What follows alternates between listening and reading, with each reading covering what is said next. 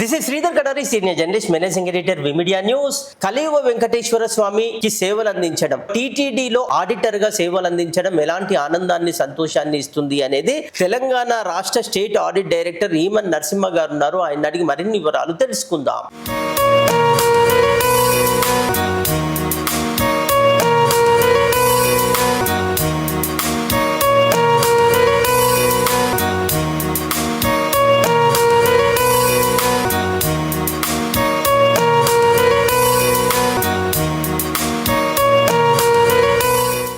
తిరుపతి దేవస్థానంలో assistant audit officer అయినా అన్ని ఉద్యోగాలు మాదిరిగా అది కూడా ఒక ఉద్యోగం సార్, అంతే. భగవంతుడి దగ్గర ఉన్నాం కాబట్టి భగవంతుడి సేవలో ఉన్నామేమో అని అనిపిస్తుంది, అంతే.